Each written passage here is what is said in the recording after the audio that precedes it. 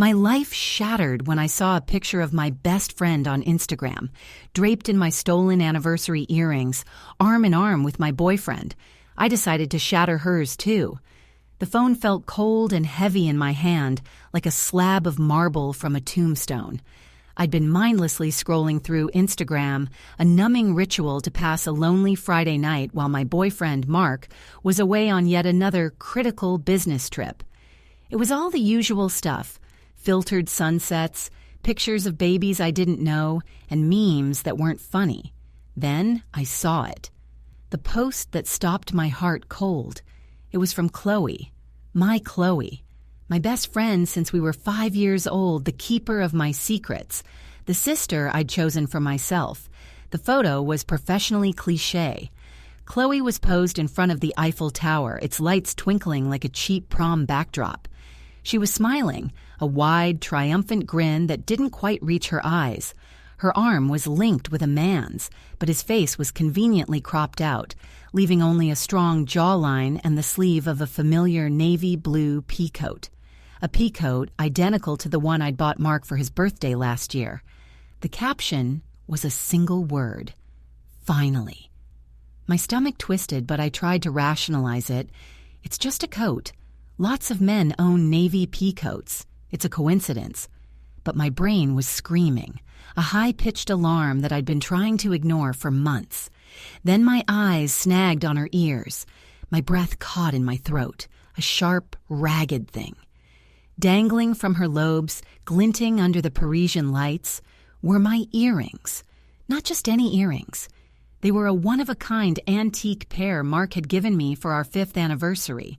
Silver filigree shaped like delicate leaves, with a tiny sapphire teardrop hanging from the center of each one. They were my most prized possession, and they had been missing for 2 months. I remembered the day they vanished. I'd torn my apartment apart. I'd checked the drains, sifted through the vacuum cleaner bag, and crawled on my hands and knees with a flashlight, my heart sinking with every empty corner. I cried for a week. They weren't just expensive, they were symbolic. Mark had presented them to me in a little velvet box over a candlelit dinner. "They're as unique and timeless as our love," he'd whispered, his voice thick with emotion. I'd worn them constantly, the cool weight against my neck a constant reminder of him, of us. When I told him they were gone, he just shrugged, a casual, dismissive gesture. "Babe, it's just stuff. We can buy you new ones." I was crushed by his lack of concern.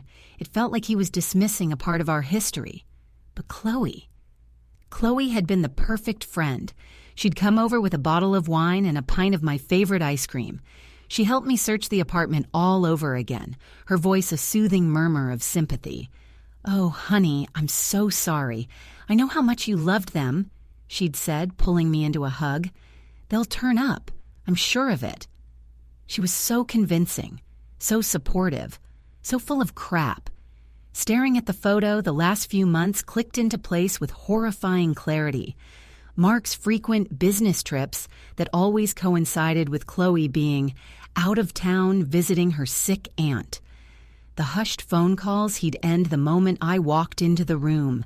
The way Chloe had stopped asking about our relationship, her eyes shifting away whenever I brought him up. It wasn't a series of unfortunate coincidences.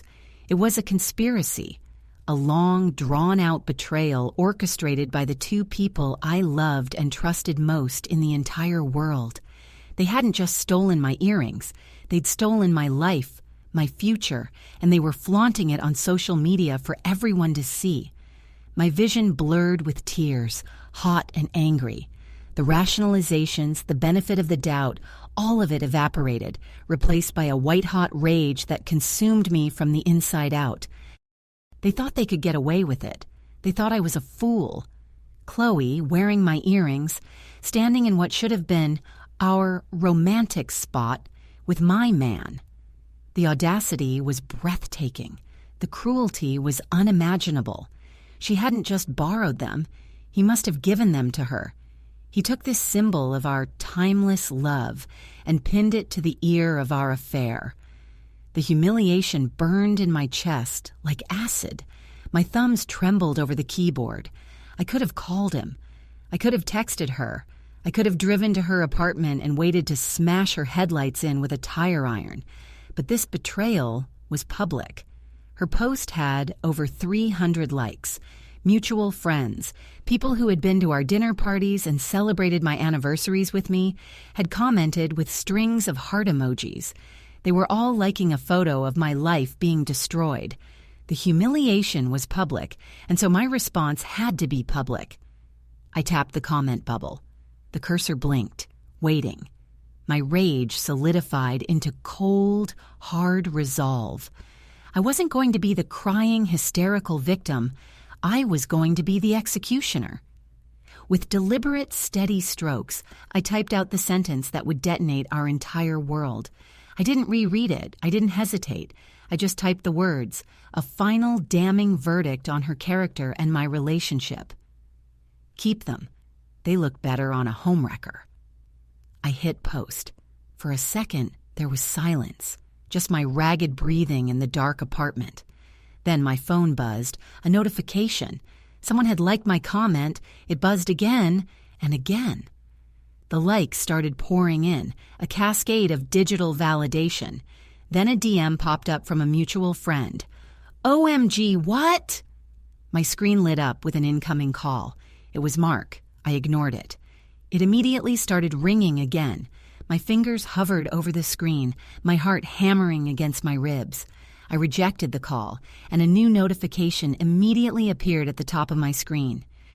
It was a text message preview from Chloe. It just said one word, delete. Then a second later, another notification appeared right below it. A new Instagram message bubble. Mark is typing. My phone screen became the war room. Mark's message popped up in my Instagram DMs, a desperate fumbling attempt at damage control. What the hell is that comment? Take it down now. It's not what you think. I snorted, a bitter, humorless sound that echoed in the quiet apartment. Not what I think? Did he think I was an idiot? Did he think a picture of my best friend wearing my stolen anniversary gift with her arm around a man in his coat in front of the Eiffel Tower was open to interpretation? I pictured him in his hotel room in Paris, frantically typing, probably with Chloe right beside him, her face pale with fury. Good, let them panic. The calls kept coming, relentless and frantic. First Mark, then Chloe, then Mark again. I silenced my phone, but the screen continued to light up, a flashing beacon of their desperation. I let it flash. Each rejected call was a small victory, a tiny reclamation of the power they had stolen from me. The text messages were even better. Chloe's single venomous little command of delete was followed by a barrage of increasingly unhinged texts. You are being insane. This is a huge misunderstanding and you're ruining my reputation. I can't believe you'd do this to me. The hypocrisy was so thick I could have choked on it. She couldn't believe I'd do this to her. I ignored them all. Instead, I went back to the photo. I zoomed in, my fingers pinching the screen until Chloe's face filled the frame. I studied her smile, the one I'd known my whole life. It was a fake smile. I could see it now, the slight tension in her jaw, the way her eyes were just a little too wide. She was performing. And then I looked past her, at the details in the background. Something was off. The crowds around the Eiffel Tower. They were wearing heavy winter coats, scarves, and hats. But it's May. I checked the weather in Paris on my laptop. It was a balmy 65 degrees. People weren't bundled up for a blizzard. The photo was old. It had to be. A cold dread, heavier and more profound than the initial rage, began to settle in my stomach. This wasn't a spontaneous, romantic getaway. This was premeditated. They must have taken this picture months ago, back in the winter, and saved it. Saved it for what? For the perfect moment to announce their relationship? The timing was sickening. Mark had left for his business trip 2 days ago. He was supposed to be in meetings in London, then flying to Paris for the weekend. That's what he told me. He'd kiss me goodbye at the door, his lips feeling like a stranger's against mine. He'd probably driven straight to Chloe's apartment. They weren't in Paris. They were somewhere else, posting a throwback picture to create a false narrative, to make their sordid little affair look like some grand romantic destiny. They were lying not just to me, but to everyone. The thought made me sick. Where were they? Were they holed up in a hotel in the next state? Or were they even closer? Were they in our city, laughing at me in some fancy restaurant, thinking I was at home, naively waiting for my loving boyfriend to return from his important work trip? The digital shrapnel from my comment continued to explode. More DMs from friends. Some were confused, some were supportive, a few were clearly taking Chloe's side, messaging me to ask if I was okay and if my account had been hacked. I ignored them all. I was a ghost, watching the chaos I had created unfold from a distance.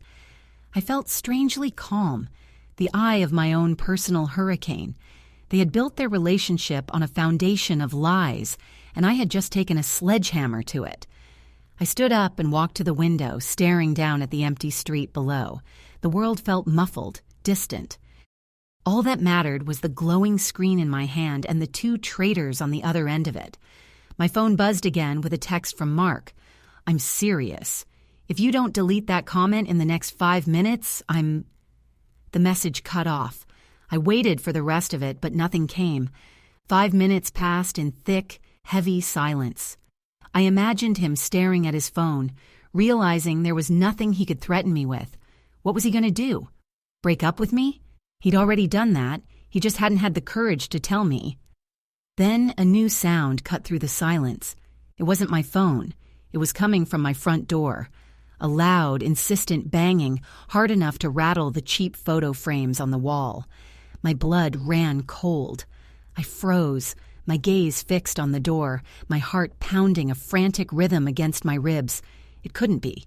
He was supposed to be thousands of miles away.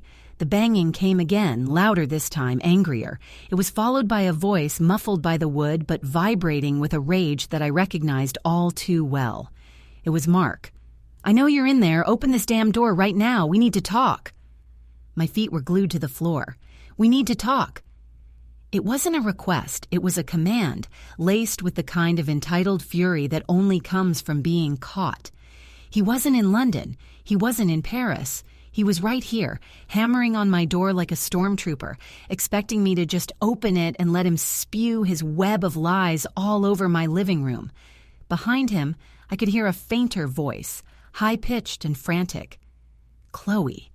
Of course she was with him. The Bonnie and Clyde of suburban infidelity had come to confront their victim together. The sheer gall of it sent another wave of rage through me, hot and clarifying. I didn't move. I just listened to them, my silence a weapon. The banging stopped, replaced by a furious, whispered argument on the other side of the door. I couldn't make out all the words, just snippets. "Told you this was a bad idea." Chloe's voice was shaky. "Fix this. Need to get the earrings."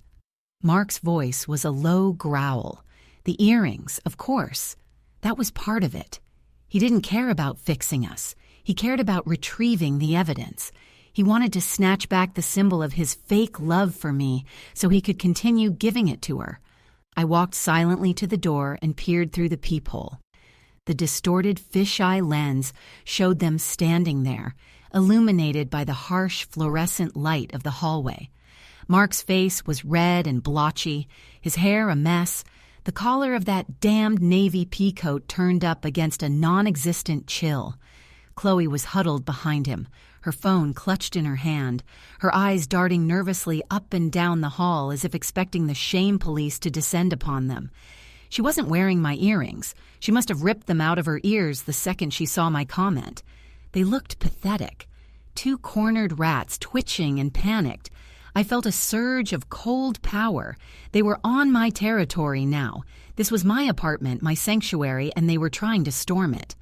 I took a deep breath, unlocked the deadbolt, and pulled the door open, but only a few inches, held fast by the security chain. The sliver of a view was all they got. They both flinched, startled by the suddenness of it. Mark's angry expression faltered, replaced by a flicker of surprise. He obviously expected me to be a sobbing, hysterical mess. He did not expect the woman standing before him, calm and composed, with eyes as hard as granite. "What do you want, Mark?" I asked, my voice flat, devoid of emotion. He blinked, regrouping. "What do I want? I want you to take down that insane comment. You're making us look like... You're making this a circus." "Us?" I repeated the word, letting it hang in the air between us like a bad smell. "There is no us, Mark, not anymore. And as for the circus, you're the one who sold the tickets." "You and the clown standing behind you," Chloe bristled, stepping forward into the sliver of space. "You have no right." "I have every right," I cut her off, my voice dropping to a dangerous whisper. "Those were my earrings, Chloe, a gift from my boyfriend, the ones you helped me cry over when they went missing. How dare you show your face here?" Her face crumpled, a mask of phony victimhood. "It wasn't like that. He told me. He said you two were over." I laughed, a harsh, ugly sound. "Oh, he did he? When was that? Was it before or after he kissed me goodbye 2 days ago and told me he loved me?" Mark pushed forward, his hand pressing against the door. "Let us in. We can explain everything." "No," I said simply. "There's nothing to explain. I saw the picture. I saw the earrings. I saw the lies. Now I'm seeing the liars. The only thing I want from either of you is for you to get away from my door." "Just give me the earrings back," Chloe pleaded, her voice cracking. "Please, they're in my purse. I was going to give them back to you." "You were going to give them back?" I stared at her in disbelief. "You post a picture of yourself wearing them in Paris and then have the audacity to claim you were planning on returning them? The delusion is astounding. You can keep them. As my comment said, they suit you." Mark's face hardened. His anger was returning, eclipsing his panic. "This is ridiculous. You're being childish. Take down the comment or I swear. Or you'll what?" I challenged him, my eyes locking with his through the crack in the door. "You'll leave me. You'll take your things and go, please. I'll pack your bags for you.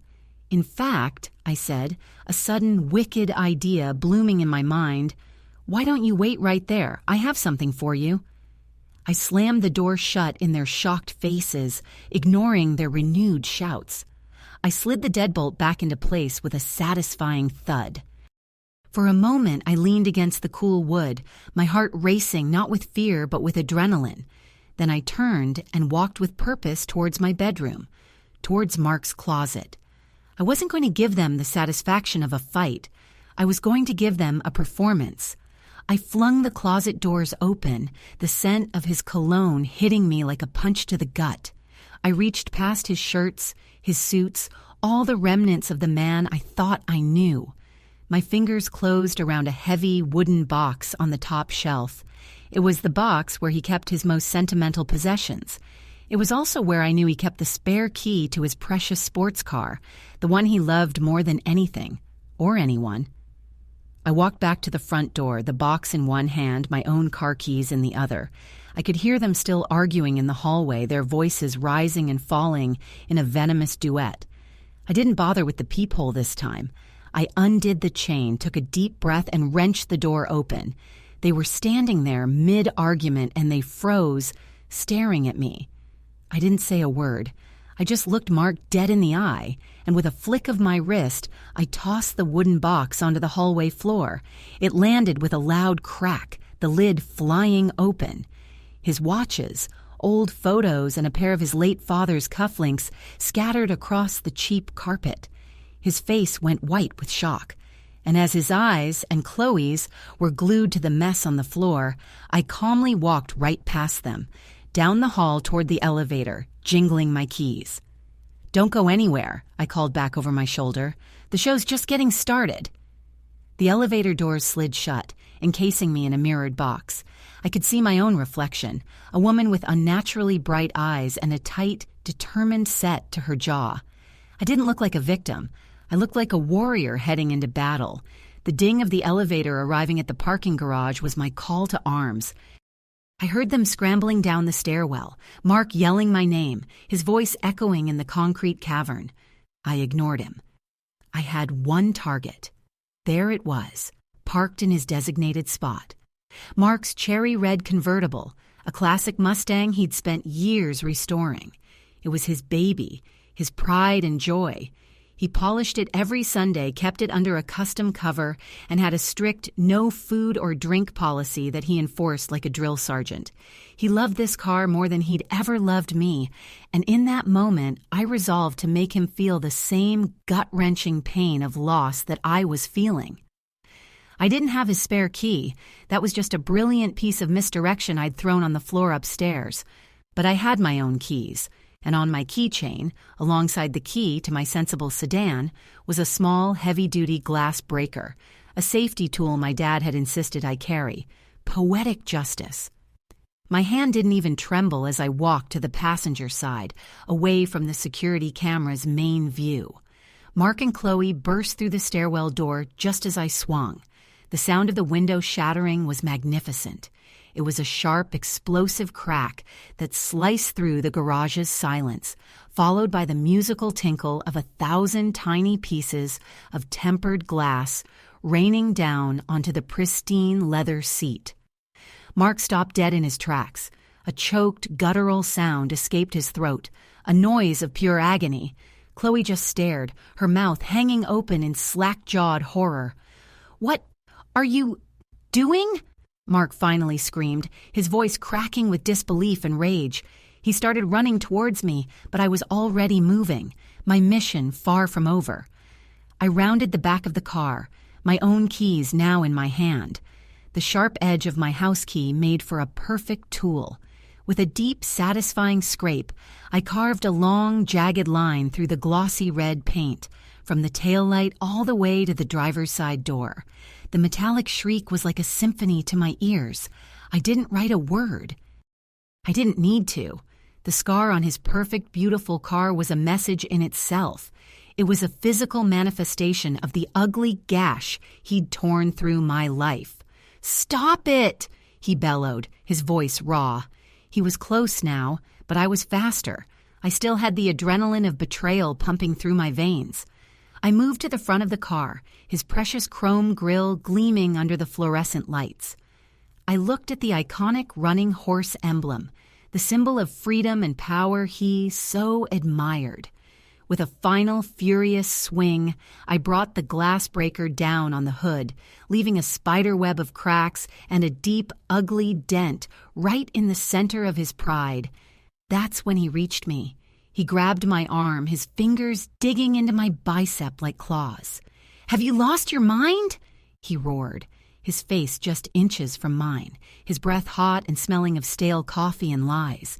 His eyes were wild, filled with a fury I'd never seen before, a fury not for what he did to me, but for what I was doing to his car. I didn't flinch. I just stared back into his eyes, my own gaze cold and unflinching. "No, Mark," I said, my voice dangerously calm. "I haven't lost my mind. I've found it. This is just stuff, remember? We can buy you a new one." I threw his own callous words back at him, the ones he'd used to dismiss my pain over the earrings. I watched the recognition dawn on his face, followed by a fresh wave of impotent rage. He tightened his grip on my arm, and for a terrifying second, I thought he was going to shake me, maybe even hit me. Chloe was just standing there, a useless, horrified spectator to the carnage. But I wasn't the same woman he'd left 2 days ago. I twisted my arm sharply, breaking his hold. "Don't you ever touch me again?" I spat, taking a step back. I wasn't finished. I reached into my pocket and pulled out my phone. Mark watched me, his chest heaving, a dawning horror on his face as he realized what I was about to do. I opened Instagram, went straight to my story, and hit record. I panned the phone slowly, deliberately, capturing every detail of the destruction. The shattered window, the long, ugly key scratch, the dented hood. Then I turned the camera around, putting my own face in the frame. I gave a small, tight smile. "Out with the old," I said, my voice clear and steady. Then I flipped the camera one last time, zooming in on Mark and Chloe, huddled together by the ruined car, their faces a perfect portrait of shock and guilt. I posted it. No caption needed. The aftermath was immediate. My phone started vibrating in my hand, a frenzy of notifications. Before Mark or Chloe could even process what had happened, their faces were being broadcast to our entire social circle, framed by the wreckage of his most beloved possession. Mark stared at me, his mouth opening and closing like a fish, speechless. He had completely lost control of the narrative. This wasn't his story of finding new love anymore. This was my story of righteous fury. He finally found his voice. "You're going to pay for this," he seethed, his voice low and trembling with rage. "You have no idea what you've just done." "Oh, I think I do," I replied, tucking my phone back into my pocket. "I've just taken out the trash." I turned my back on them and started walking towards my own car, my sensible, reliable, undamaged car. I could feel their eyes boring into my back. I slid into the driver's seat, the engine turning over with a quiet, comforting hum. As I pulled out of the parking spot, I glanced in my rearview mirror. Mark was on his knees, his hands hovering over the scratch on his car door, as if he could somehow erase it. Chloe was on her phone, probably watching my Instagram story, her face pale. It was a perfect, pathetic tableau of their own making. A sense of grim satisfaction washed over me. It wasn't over. I knew it wasn't. But round one was definitely mine. As I drove out of the garage and into the night, my phone buzzed with a new message. It wasn't from Mark or Chloe. It was a text from an unknown number. "I saw your story," it read. "I think we need to talk. My name is Jessica. I'm Mark's wife." I had to pull over. My hands were shaking so violently I couldn't grip the steering wheel. Mark's wife. The words swam in front of my eyes, blurring the streetlights into abstract streaks of color. Wife. Not ex-wife. Not soon-to-be ex-wife. Wife. The man I had spent the last 5 years of my life with, the man I thought I was going to marry, was already married. The betrayal was a bottomless pit, and I had just been plummeting through the first layer. The earrings, Chloe. The lies about business trips. That was just the tip of a monstrous iceberg. My thumbs trembled as I typed back a single word: where.